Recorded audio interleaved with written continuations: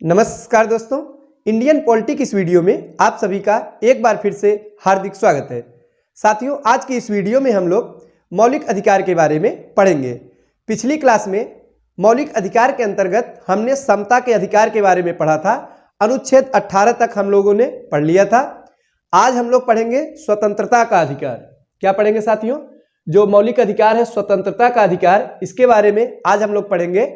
अनुच्छेद कहां से कहां तक है? तो 19 से लेकर 22 तक जो अनुच्छेद है, इसी के बारे में आज हम लोग डिटेल में पढ़ेंगे। तो साथियों, वीडियो को अंत तक जरूर देखिएगा। आज की इस वीडियो में हम लोग स्वतंत्रता का अधिकार, जो कि अनुच्छेद 19 से लेकर 22 तक है, इसके बारे में विस्तार से चर्चा करेंगे।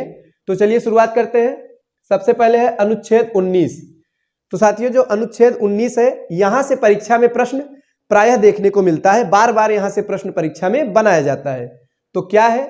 तो ये है वाक स्वतंत्रता संबंधी अधिकार। तो जो अनुच्छेद 19 है, इसका नाम क्या है साथियों? अनुच्छेद 19 के अंतर्गत वाक स्वतंत्रता संबंधी अधिकार मिला है। वाक यानी कि बोलने की जो आजादी हमको मिली है, वो अनुच्छेद 19 के तहत ही मिली है। साथियों, अनुच्छेद 19 के अंतर्गत हम कुल 6 प्रकार की स्वतंत्रता के बारे में आज पढ़ने वाले हैं। पहले इसमें 7 प्रकार की स्वतंत्रता दी गई थी। एक संपत्ति का अधिकार था साथियों, उसे अब यहाँ हटाकर संशोधित करके मौलिक अधिकार से हटाकर विधिक अधिकार बना दिया गया। तो हम लोग कुल 6 अनुच्छेद 19 के अंतर्गत अधिकारों के बारे में पढ़ेंगे। 6 प्रकार की स्वतंत्रता है। पहला कौन सा है? तो अनुच्छेद 19 का जो पहला है, 19 का पहला में है विचार एवं अभिव्यक्ति की स्वतंत्रता। साथियों, विचार एवं अभिव्यक्ति की स्वतंत्रता है। तो हमें जो है बोलने की आजादी मिली है, अभिव्यक्ति की आजादी मिली है। तो ये किस अनुच्छेद में है? तो अनुच्छेद 19(1) के तहत ये स्वतंत्रता मिली है।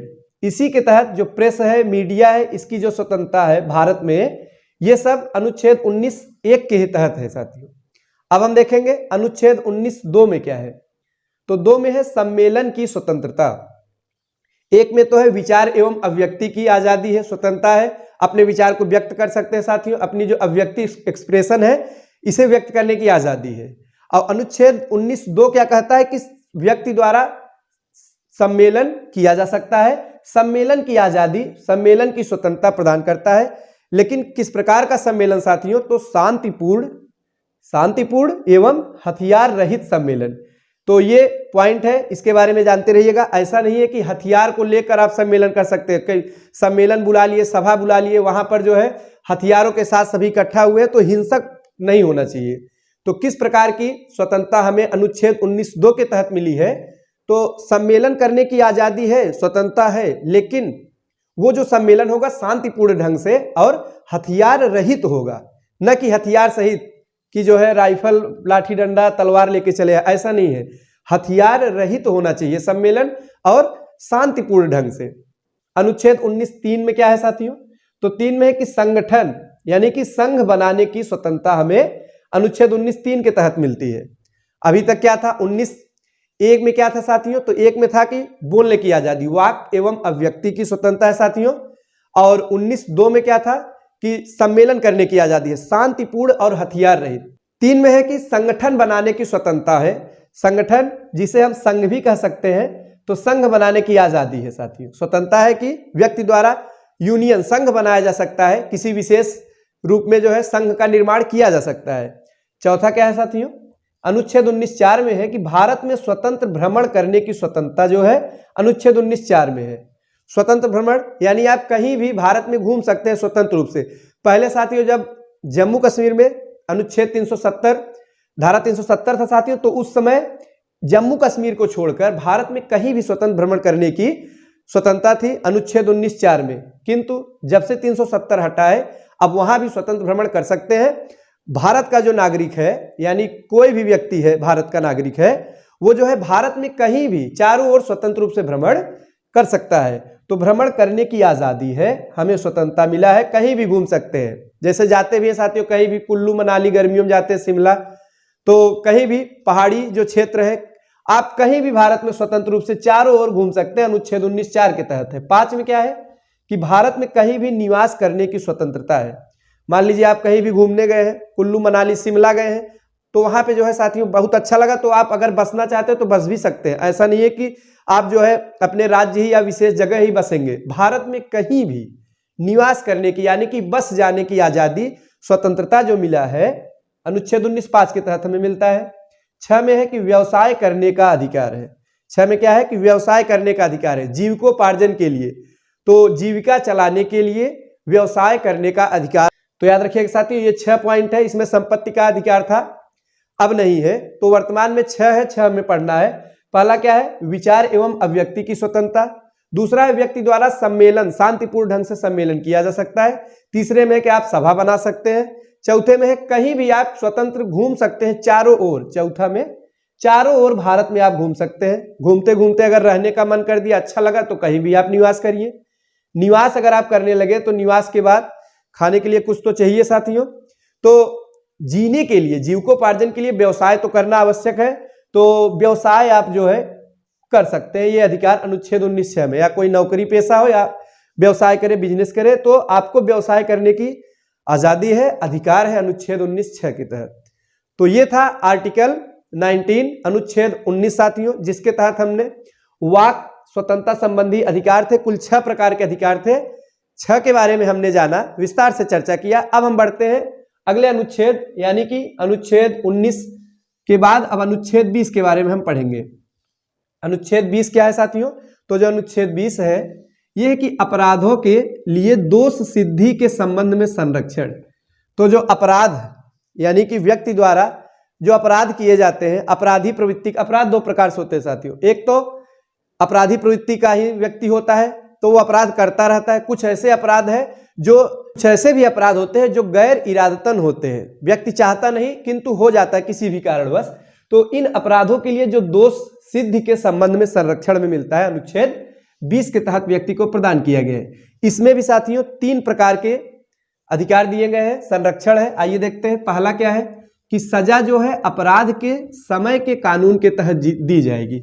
मान लीजिए कोई व्यक्ति है, अपराध कर दिया, तो उस समय जो भी अपराध किया हो, चोरी किया हो, डकैती किया हो साथियों, किसी को मारने का प्रयास किया हो, तो जो भी अपराध व्यक्ति किया होगा, तो जो अपराध का सजा उसे दी जाएगी, तो उस समय के कानून के हिसाब से। तो कैसा कानून? उस समय का जो कानून, उस समय के जो नियम होंगे, उस अपराध के लिए जो दंड उस समय निर्धारित होगा उसी हिसाब से दिया जाएगा। ऐसा नहीं है कि बाद में संशोधन करके कुछ और जो है उसमें नया कुछ ऐड किया गया, तो उस हिसाब से दंड नहीं दिया जाएगा, न भविष्य के हिसाब से न तो भूतकाल के हिसाब से। उसी समय जो नियम होगा, उस दंड के लिए, उस अपराध के लिए जो दंड होगा, वो उस समय के कानून के हिसाब से दिया जाएगा। तो ये है 20 का पहला में था। दूसरा क्या है कि एक अपराध के लिए एक सजा का प्रावधान है साथियों। इसमें क्या है कि एक अपराध के लिए, अपराधी जो एक अपराध कर लिया है, तो उसके लिए एक बार ही उस पर मुकदमा चलाया जाएगा, एक बार ही सजा मिलेगी। ऐसा नहीं है कि उसी अपराध के लिए बार बार उसको सजा दी जा रही है। तो साथियों 2 में क्या है, 20 का 2 में है कि व्यक्ति को एक ही अपराध के लिए, जो एक अपराध वो किया है उसके लिए एक ही बार दंडित किया जाएगा, बार बार उसी अपराध के लिए दंडित नहीं किया जाएगा। तीसरे में क्या है कि स्वयं के खिलाफ गवाही देने पर बाध्य नहीं किया जा सकता। तो जो अपराधी है उसे खुद के खिलाफ, स्वयं के खिलाफ गवाही देने के लिए बाध्य नहीं किया जा सकता। ये है 20 के 3 में है साथियों। तो याद रखिएगा, दोष सिद्धि के संबंध में जो संरक्षण है अनुच्छेद 20 में है। 20 और 21 बहुत ही ज्यादा महत्वपूर्ण है। इसे जो है आपातकाल के दौरान भी निलंबित नहीं किया जा सकता साथियों, यहां से प्रश्न बनता है। 21 आपका बहुत ही ज्यादा महत्वपूर्ण है। 21 में है प्राण एवं दैहिक स्वतंत्रता। अनुच्छेद 21 में क्या है? प्राण एवं दैहिक स्वतंत्रता, जीने की आजादी, जीने का जो अधिकार हमें मिला है वो अनुच्छेद 21 के तहत है। जीने का अधिकार है प्रत्येक व्यक्ति को, भारत के प्रत्येक नागरिक को जीने का अधिकार देता है, अनुच्छेद 21 है साथियों। और साथ ही साथ आत्महत्या भी नहीं कर सकते व्यक्ति द्वारा, जो जीने का अधिकार तो मिलता ही है साथियों।